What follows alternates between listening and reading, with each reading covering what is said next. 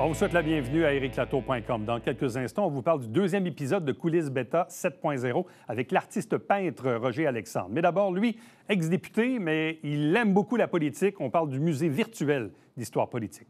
Vous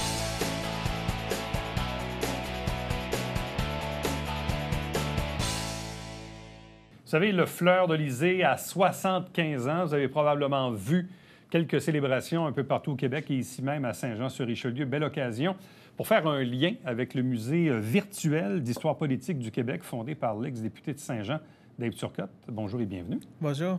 Une belle occasion parce qu'en même temps, on est dans les symboles. Oui. Et quand on regarde les différentes expositions dans le musée virtuel, entre autres, il y en a une qui est consacrée aux symboles et donc forcément au drapeau. Il y a ce fameux Fleur de Lysée. Exactement. Il représente quoi au juste, ce drapeau?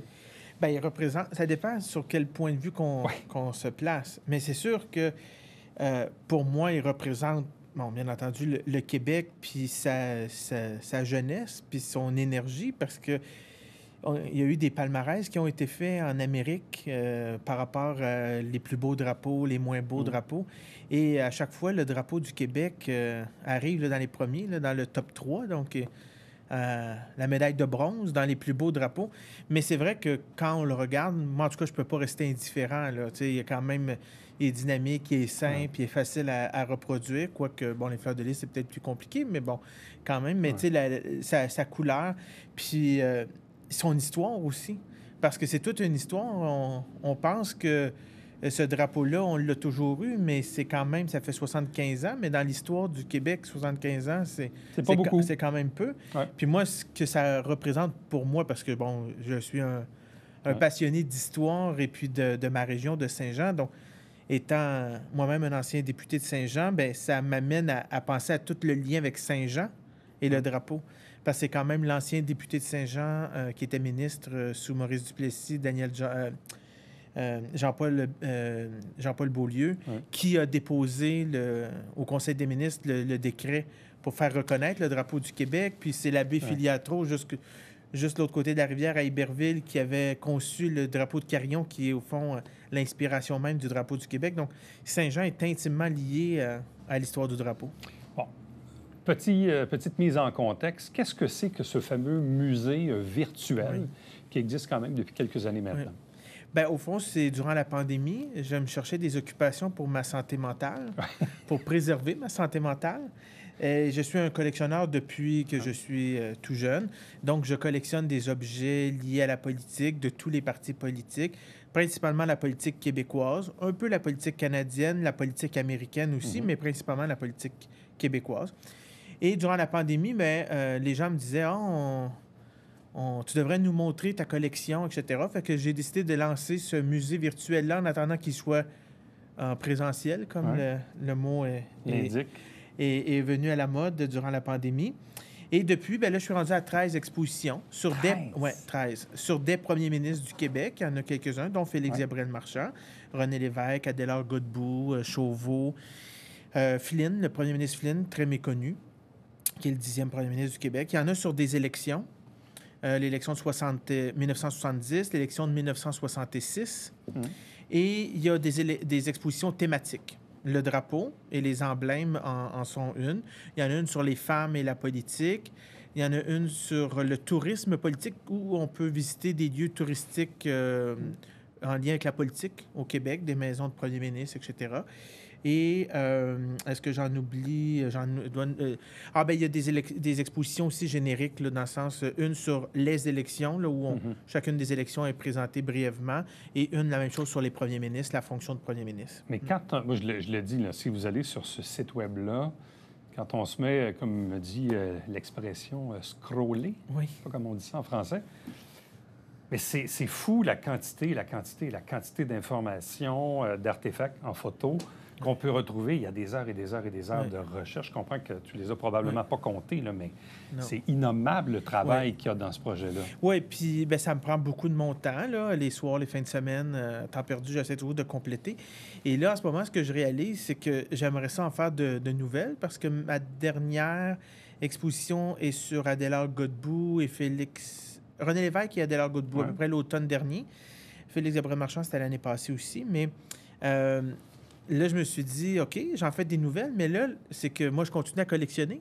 Fait que je trouve des nouveaux objets en lien avec des expositions déjà publiées. Fait que je vais ajouter des objets. Fait que puis là, en ajoutant les objets, je trouve des nouveaux contextes, etc. Fait que c'est comme je m'aperçois que finalement, ces 13 expositions évolutives, là, ils évoluent toujours dans le temps. Puis bon, il y en aura d'autres, là, expositions que je vais faire cette année. Mais, entre autres, le premier ministre Jean-Jacques Bertrand, là, j'aimerais ça faire quelque chose parce que dans les jours qui viennent, là, c'est son 50e anniversaire là, de décès. Mais est-ce que tu as déjà compté le nombre de textes, le nombre de photos qu'on peut y retrouver? Ouais. Bien, par exposition, mais là, mes premières, c'était différent, là, mais dans les bonnes, là, comme entre autres celle de Félix Gabriel-Marchand, c'est plus de, je pense, c'est 250 photos, objets qui sont dedans. C'est quand même impressionnant pour un premier ministre qui est décédé en 1900. Et en termes de texte, là, avant de l'amener dans mon système pour la mise en page sur le web, je le faisais en Word, puis il fallait faire la correction, etc. J'étais à ce moment-là à plus de 40 pages de texte. Fait que pour une exposition, c'est quand même énorme, là. Donc, c'est ça. Fait que, ben, c'est intéressant. Puis là, je commence à faire aussi des volets en présentiel. Entre autres, au mois de février, tout le mois de février, il y a une exposition sur Félix Gabriel-Marchand, ancien premier ministre du Québec, mais qui a été député de Saint-Jean. Donc, qui est présenté à l'Assemblée nationale, dans le pavillon d'accueil. Et le 18 février, on organise des conférences avec des historiens, des gens, des spécialistes là, sur différents aspects de la vie de Félix Gabriel-Marchand. Et il y aura une table ronde avec Louise Bédard, qui est journaliste au Canada français, et moi, sur le legs de Marchand. Qu'est-ce qui reste de Marchand au Québec, au fond? Ça terminera l'événement du 18. Comment se sont faits les arrangements avec l'Assemblée nationale pour que des morceaux du musée virtuel se retrouvent en vrai dans le hall d'accueil de l'Assemblée nationale? C'est la portion rénovée, ça? Oui, exact. L'agrandissement. Au fond, c'est quand les gens vont visiter le Parlement, ils n'ont pas le choix de la voir, l'exposition. Fait que c'est quand même une belle vitrine. C'est dans le cadre de la programmation citoyenne. L'Assemblée nationale offre à des individus, à des organismes qui soumettent des projets d'exposition, de conférences, d'événements culturels. Et moi, c'est dans le cadre avec la Société du patrimoine politique du Québec qui, ça fait un petit bout qu'ils voulaient faire quelque chose là, à l'Assemblée nationale. Donc, je travaille avec eux et on a amené, au fond, l'exposition qui avait été produite par le musée du Haut-Richelieu à Saint-Jean. Les panneaux ont été récupérés, fait que c'est bon pour le développement durable. On a récupéré les panneaux, on en a fait de nouveaux pour présenter les objets parce qu'on ne peut pas présenter les objets physiques dans le hall d'entrée là, parce que ce serait accrochant. Les objets, un certain nombre d'objets seront présentés physiquement le 18 février, lors de la grande journée là, des conférences où il y a tout le monde est invité, la population est invitée, là, c'est ouvert à tous. Là. Fait que, et je commence à donner des conférences ici et là. Je suis sollicité le 10 mai au Musée de la civilisation à Québec sur l'exposition René et Lévesque que le Musée de la civilisation de Québec présente en ce moment. Donc, pour le 10 mai, je vais amener des objets supplémentaires qu'ils n'ont pas dans leur exposition, que je vais pouvoir présenter sur René Lévesque et mettre en contexte ces objets-là. Ça fait quelques conférences que j'ai données l'année passée, puis je continue. Fait que ça amène un nouveau volet au musée virtuel qui est de moins en moins, en tout cas, qui n'est plus que virtuel, disons ça comme ça. Mais d'ailleurs, est-ce que ce musée-là, un jour, pourrait être physiquement présenté ou localisé quelque part? Oui, mais j'aimerais ça. Moi, dans un monde idéal, ce que je souhaiterais, c'est qu'il y ait un parcours au Québec sur l'histoire politique. Exemple, à Saint-Jean, on prenne l'ancien bureau de notaire de Félix Gabriel-Marchand ou une de ses anciennes maisons et qu'on y présente des expositions sur l'époque de Félix Gabriel-Marchand dans l'histoire du Québec. La même chose pour Daniel Johnson à Saint-Pie, à sa maison ou ailleurs. Donc, soit leur gouvernement ou des organisations puissent préserver des maisons ou des lieux liés à des premiers ministres du Québec, mais qu'on présente l'histoire de ce premier ministre-là, mais aussi son contexte politique puis l'histoire politique dans sa région.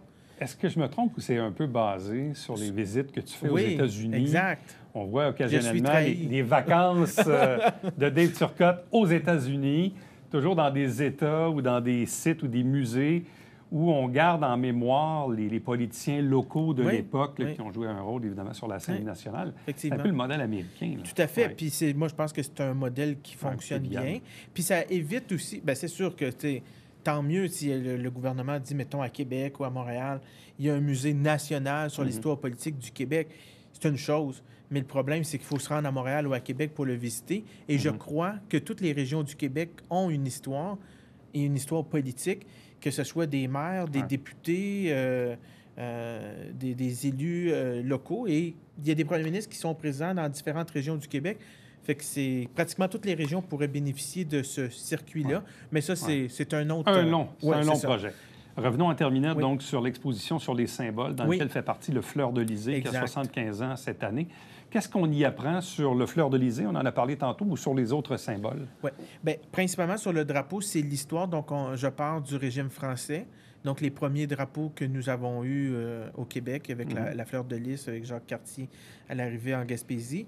Et, bon, le régime britannique, donc avec la guerre sur la bataille sur les plaines d'Abraham. Puis après ça aussi, on le sait pas, on s'en souvient pas trop, mais il y a quand même eu le drapeau américain durant la volonté des Américains de prendre possession du Québec. Donc, aussi, le Fort Saint-Jean a résisté puis a fait en sorte qu'on n'est pas américain aujourd'hui. Donc, c'est un lien avec Saint-Jean. Donc, c'est tout ça jusqu'au drapeau du Québec aujourd'hui. Donc, chaque époque est expliquée avec des illustrations ou des objets, dans certains cas. C'est sûr que je n'ai pas un drapeau américain original qui a été présenté, mais il y a des illustrations. Mais dans la section drapeau du Québec, il y a des objets, etc. Et il y a les différents emblèmes du Québec. Donc, l'iris versicolore, le bouleau jaune, l'arfan des neiges. Et je triche. J'ajoute le papillon amiral. Lorsque j'étais député, j'avais déposé un projet de loi pour le reconnaître comme insecte emblématique du Québec. Récemment, avant la dernière élection, le gouvernement de la coalition Avenir Québec avait déposé aussi un projet de loi, avait repris en partie mon projet de loi pour le reconnaître. L'élection est arrivée, il n'a pas pu être adopté. J'ai espoir que cette situation-là soit réglée pour qu'on ait... Parce que ça date de 1998, des demandes de l'Insectarium de Montréal, puis un célèbre Joannais, Julien Saguet, qui est très impliqué dans ce dossier-là pour la reconnaissance du papillon amiral comme insecte emblématique au Québec. Intéressant.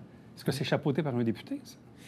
C'était Mme Grondin, qui est de la Coalition Avenir Québec. Là, je ne sais pas si ça sera encore elle et s'il sera déposé de nouveau, mais on m'avait sensibilisé à l'époque et d'autres ont repris la bataille. Allez tout simplement sur politiquequebec.com. Exactement. Politiquequebec en un mot.com, musée virtuel d'histoire politique du Québec, dont plusieurs expositions, dont celle sur les symboles, et incluant bien sûr le Fleur-de-Lysée qui a 75 ans. Merci beaucoup. Fait plaisir. Reste avec nous, on vous revient après ceci.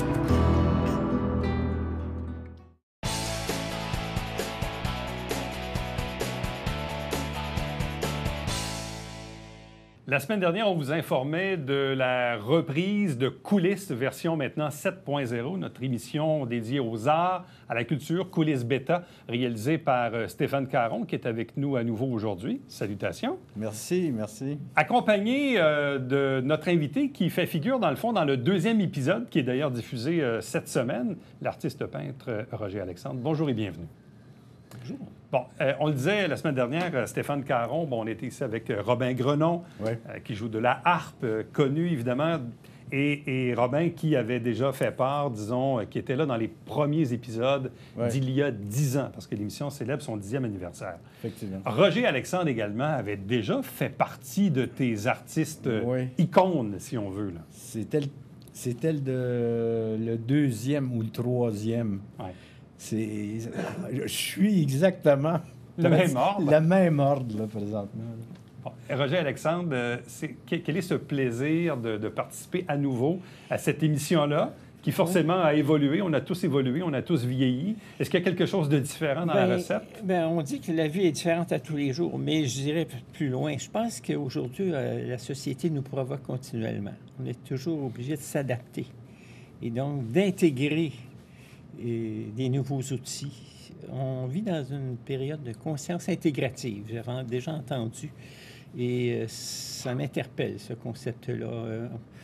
Et même dans mon art, j'ai dû intégrer plus d'abstrait. J'ai mis des photos parce que j'ai été provoqué par d'autres artistes. Donc, c'est une société qui nous provoque et qui nous élargit la vision, la vie aussi. Et je pense que tout adversaire qu'on rencontre, ce qui serait intéressant, c'est de se mettre dans sa peau et de se demander pourquoi il pense comme ça. Donc, pour pouvoir justement créer un lien humain. C'est intéressant comme réflexion. Stéphane, qu'est-ce qu'on avait fait avec Roger il y a 10 ans? Bien, pour moi, c'était une rencontre qui se tenait plutôt dans la philosophie, dans le fond, c'était deux personnes qui se rencontrent, qui parlent. La peinture était quasiment un prétexte. On parlait de philosophie, on parlait de la vie, on parlait de... Parce que une œuvre, c'est de la vie. Si on n'était pas ce qu'on est, on ne pourrait pas transposer ça dans une œuvre, tu sais. Fait que on parlait d'individualité, d'unicité aussi, tu sais. C'était des propos qui me touchaient beaucoup, tu sais. Puis c'est pour ça que je reviens encore avec Roger, parce que, dans le fond, moi, quand j'étais plus jeune, j'aimais beaucoup la philosophie. Je me suis intéressé, j'ai même pensé peut-être devenir un prof de philo à un moment donné, tu sais. Puis aujourd'hui, ben j'ai plus personne avec qui je peux vraiment discuter de philosophie et de spiritualité aussi, parce que ça a un Ça lien. vient un peu, il y a une corrélation. Mais en fait, ce qui est toujours drôle avec la philosophie, c'est toutes celles et ceux qui ont fait leur cégep dans la vie se sont souvent posés comme question, mais pourquoi on a des cours de philo? À quoi ça sert? J'ai envie de poser la question à Roger Alexandre. Oui. La philosophie, ça sert à quoi, finalement? Bien, moi, je dirais ultimement, ça sert à s'aimer. Je réponds net, pratique. À s'aimer soi-même et à apprendre à s'aimer. Parce que moi, avant d'être peintre, j'étais en vie. Je suis vient avant le peintre. Ouais. Mais le je suis conditionne le peintre, évidemment. Et si le peintre n'est plus connecté à ce je suis, l'âme, qui est un peu le degré d'âme qui est un peu la qualité d'une œuvre, si on peut dire, ça manque, là. Donc, c'est ce lien intime entre le je suis et la peinture aussi. Donc, ce je suis-là, moi, suite sûrement à des périodes d'angoisse là, où j'ai trouvé un moyen de m'en sortir là, avec la méditation. J'ai commencé la méditation en même temps que la peinture, chez le frère Jérôme en 1972, donc c'est 50 ans. Là. Et là, ça a toujours suivi. Méditation, peinture. Le mantra, c'est un outil pour raffiner la pensée, l'amener à sa source. Le pinceau nous amène dans des subtilités de couleurs, de lignes, pour nous amener à une transcendance, à la source, au grand être que l'on est. 10 ans plus tard, le Roger Alexandre que tu as vu en 2013 et celui que tu as vu cette année dans les nouveaux épisodes. Mais qu'est-ce qu'on voit de différent dans ce que tu as tourné avec Roger, là, qui est présenté cette semaine dans Coulisses Bêta? Disons que j'utilise plus autant le prétexte de la peinture pour passer à la philosophie. Okay. On y va direct. C'est la spiritualité, la philosophie, c'est l'essence même de Roger, tant qu'à moi. Puis il parvient, il a le talent de passer ça dans ses œuvres. Fait que On ne peut pas se séparer l'un de l'autre. Ça va ensemble. Ça va ensemble. Bon, parlant d'œuvres, tu en as apporté une aujourd'hui là, qu'on a affichée tout juste ici dans le décor. Ça personnifie bien aussi le style Roger Alexandre. Je pense que quand on voit ça, on le reconnaît quasi immédiatement. C'est la forme des personnages. C'est ton style, ça, Roger. C'est vraiment ton style. Oui, mais donc, j'ai ajouté quand même des photos. C'est des photos prises par James Webb qui provoquent la conscience mondiale, au fond. Et puis, moi, j'ai osé, justement, prendre des photos, ces photos-là, et les intégrer à du Roger Alexandre, si on veut, pour donner une dimension de fraternité cosmique, on va dire. Parce que même si c'est loin, cette matière-là, elle a aussi la vie qu'on a. Ouais. Donc, en ce sens-là, on a des consciences fraternelles, si tu veux. Tu sais, on va plus loin. L'humanité, ça, en fait, élargit sa vision. Et cette œuvre-là représente quoi? Bien, exact. Comme c'est la rencontre des gens, la tendresse aussi, c'est que on a été aimé. Si on est né, c'est parce qu'on a été aimé. Tu sais, donc, la vie est pour moi la source, le plus beau cadeau qu'on a, c'est la vie. Si on revient là, si on s'assoit, puis c'est moi qui... Mais c'est là qu'on voit où les bras jouent un rôle, disons, déterminant dans cette œuvre-là. C'est la tendresse. C'est la tendresse, la rencontre aussi des êtres qui finalement, les rencontres authentiques qui transforment les personnes. Ouais. Donc, les bras sont, pour moi, on le voit, le visage s'appuie sur la main. Ouais. Puis la main qui l'accueille, mais en même temps, c'est un côté atmosphérique. Là. Il y a des planètes, là, cette dimension-là, qui vient aussi. Et le personnage central, Stéphane? comme il disait, qui avait frappé particulièrement Qu'est-ce qui t'avait frappé, Stéphane? Ah, mais pour moi, c'est effectivement le personnage avec les bras, ça signifie la source. Ça signifie la protection alentour de différents humanoïdes. Là. Il y en a un qui m'apparaît être un pilote, celui à gauche. Et dans leur tête, il y a des univers différents. C'est pas tous des terriens. Pour moi, c'est ma version à moi. Là. Puis, c'est ça. Ils sont protégés par la source qui les tient comme ça dans leurs bras. Ça, je veux préciser quand même que c'est l'œuvre de l'émission, là. Ouais. Elle a été provoquée par moi pour faire l'émission. Ça fait qu'on voit l'évolution de l'œuvre. Et ça représente bien ce qu'est Coulisses Bêta version 7.0? Bien, c'est une version, oui, effectivement. Mais on dit que l'art, ça fait du bien à l'âme. Et souvent aussi, quand on est devant une toile, on peut avoir 1000 publics et avoir 1001 interprétations. Ouais, exactement. Celle qui fait peut-être notre affaire, celle qu'on décode, celle qu'on y voit. Je suis convaincu que parfois, vous avez dû rencontrer des gens dans votre public qui ont dit « Hey, Roger, telle toile, ça me fait penser à telle chose qui doit être complètement différente de ce que vous-même vous aviez pensé. » Mais tu sais, l'artiste ne possède pas toute la vérité de son tableau. Oui, c'est ça. C'est fou, hein? Toutes les vérités enrichissent l'œuvre. C'est ça qui est, dans le fond, la magie de l'art. Tu sais. C'est ce qui lui donne un caractère plus transcendant. Chaque spectateur aussi a un chemin de vie différent. Puis c'est par tes émotions, par ton cheminement personnel que tu analyses une œuvre. Donc, il n'y a pas personne qui a la même analyse, puisqu'on est tous différents. Et en même temps, on est un. On est unique. Mais comme je reviens à ça, parce que Roger disait d'entrée de jeu en entrevue, bon, il a fallu s'adapter, conscience Intégrative, oui. que tu disais tantôt, que je trouvais intéressant. Donc, l'artiste évolue, l'humain évolue, forcément, les œuvres évoluent aussi avec le temps, et c'est ce qu'on voit. On est provoqué. Et on est provoqué. Vers, je dirais, vers plus de subtilité aussi. Tu sais, Tout à fait.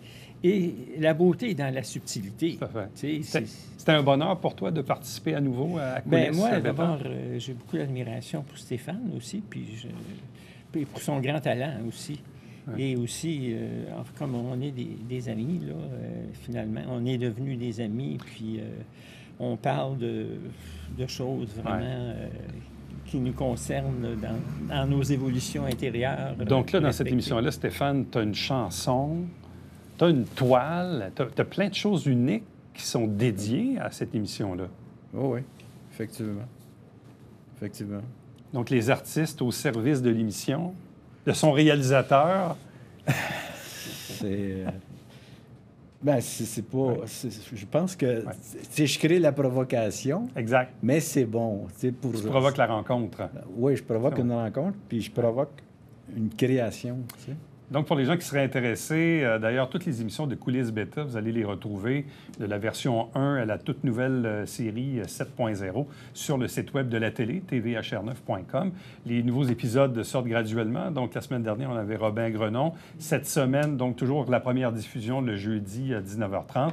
Épisode, donc, avec Roger Alexandre. Puis, tu en as quelques-unes également à venir, oui, ça va être tourner théâtre... ou à tourner éventuellement. Oui, le théâtre de Grand Prix qui s'en vient à grands pas. À grands pas. Bien, à vous deux, merci beaucoup. Bravo pour cette émission, puis bonne chance pour la suite. Merci. Merci. Restez avec nous, on vous revient après ceci.